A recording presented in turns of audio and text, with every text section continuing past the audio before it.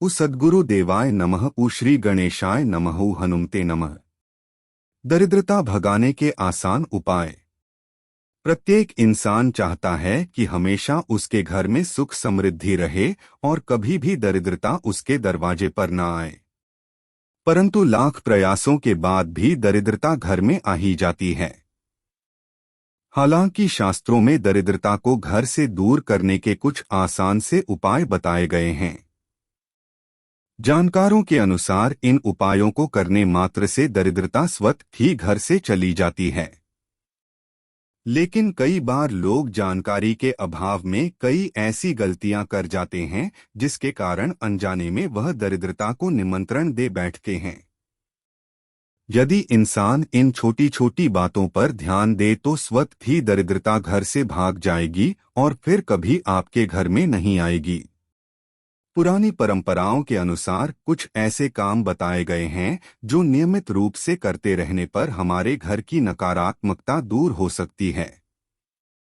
नकारात्मकता की वजह से हमारी सोच भी नकारात्मक हो जाती है, जिससे कार्यों में बाधाओं का सामना करना पड़ता है। गरुड़ पुराण के अनुसार घर की नकारात्मकता दूर करने के लिए उपाय। गरुड़ पुराण के अनुसार घर में रोज गौमूत्र का छिड़काव करना चाहिए। अगर आप घर में रोज गौमूत्र का छिड़काव नहीं कर सकते हैं तो कम से कम सभी त्योहारों पर, सभी शुभ मुहूर्त पर या प्रत्येक माह की पूर्णिमा तिथि पर घर में गौमूत्र का छिड़काव करना चाहिए। इससे वातावरण में मौजूद नकारात्मक ऊर्जा खत्म हो जाती है, घर का माहौल पवित्र होता है। गौमूत्र की गंध में नकारात्मक ऊर्जा को खत्म करने की शक्ति होती है। सुबह शाम घर में घी का दीपक और कपूर जलाना चाहिए। कपूर और दीपक की रोशनी और इनसे निकलने वाले धुएं से भी वातावरण सकारात्मक बनता है।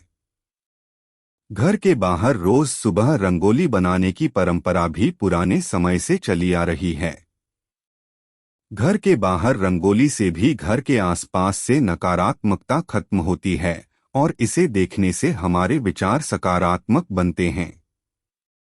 सबसे जरूरी चीज घर का कोना कोना एकदम साफ रखना चाहिए। घर में गंदगी होगी तो किसी भी पूजा पाठ या किसी भी उपाय से हमारी सोच सकारात्मक नहीं बन पाएगी। घर के पास कोई भी पीपल का पेड़ नहीं होना चाहिए, न ही घर के चौक में पीपल का पेड़ होना चाहिए और न ही किसी पीपल की छाव घर में पड़नी चाहिए। जिस घर में या घर के पास में पीपल होता है वो घर या तो बंद रहेगा या दरिद्र रहेगा।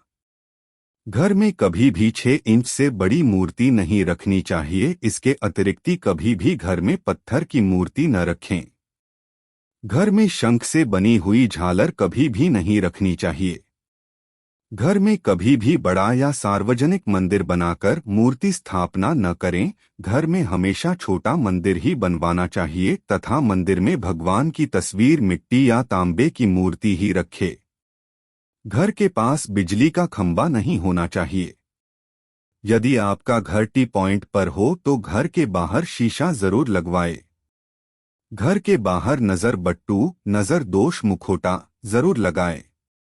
घर में दुर्गा माता की फोटो लगाते हैं तो ध्यान रखें कि शेर का मुंह बंद हो तो बहुत अच्छा होता है। घर में कभी भी किसी भी भगवान के रौद्र रूप, भगवान के गुस्से के रूप का फोटो न लगाएं।